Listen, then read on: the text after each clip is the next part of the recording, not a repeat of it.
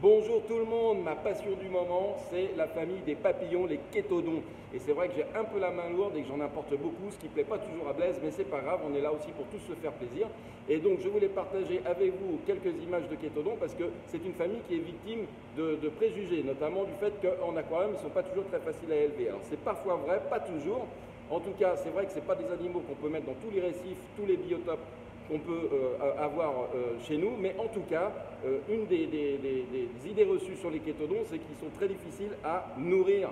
Et bien, c'est pas tout à fait vrai. Là, je vais vous faire la petite démo en vidéo tout de suite avec des animaux qui sont arrivés cette semaine, donc avant-hier, et vous allez voir qu'on peut très bien les alimenter, même si, une fois de plus, et j'insiste, leur introduction dans certains récifs peut être catastrophique, donc renseignez-vous bien, et pour cela, appelez-nous chez Allmarine au 01 64 68 29 91. La vidéo. Survolons la famille des chétodons par ce beau spécimen Chétodon madagascarensis. Voilà, l'origine est dans le nom d'espèce. Il vient de la zone de Madagascar. On peut en trouver aussi au Kenya, puis dans d'autres îles. On peut l'apercevoir en plongée parfois dans des lieux surprenants. Donc dans la nature, tous les chétodons se nourrissent de crustacés, de zooplancton, de petits mollusques. Et là où ça devient compliqué, d'invertébrés fixés, dits sessiles, et au nombre desquels la plupart des coraux qu'on héberge et qu'on élève dans nos aquariums. C'est là qu'est la difficulté. Donc nous, on préconise l'introduction de ces poissons dans un bac un peu spécifique, c'est-à-dire essentiellement monté type récifal avec de la roche vivante. L'idéal, c'est d'avoir un refuge qui produit suffisamment de plancton, de micro, de macrofaune, de mésofaune.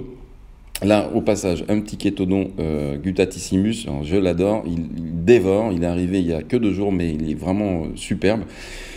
Et donc, quand vous avez fait votre choix, vous êtes vraiment dingue de chétodon, le mieux, surtout, c'est de les introduire dans un bac vraiment spécifique. Donc, une base de roche vivante, montée comme un bac récifal, et après, si vous avez la chance d'avoir un bac principal avec des coraux, eh bien, ça vous autorise de faire des essais, parce que chaque espèce de poisson et chaque genre, on ne peut pas reproduire l'expérience, ça dépend énormément du lieu d'origine des poissons, et tel lunula va vous, comme sur l'image, va vous détruire votre récif, taper les durs, les mous, les LPS, et celui que vous aurez plus tard ou chez un voisin ne fera pas. Petit stop sur le chétodon cléni qui est un des animaux super utiles en aquarium, avec toujours les limites qui sont, il peut s'attaquer à autre chose que cette peste d'Heptasia, mais nous on les utilise vraiment en bac de roches vivantes pour débarrasser les roches des Heptasia et ça fonctionne très bien. Donc si vous aimez les chétodons, que vous êtes prêt à faire l'expérience, n'hésitez pas à revenir vers nous. On adorera croiser nos retours d'expérience et puis éventuellement en faire participer tout le monde sur le net. Donc, n'hésitez pas à venir nous voir, contactez-nous chez Allmarine.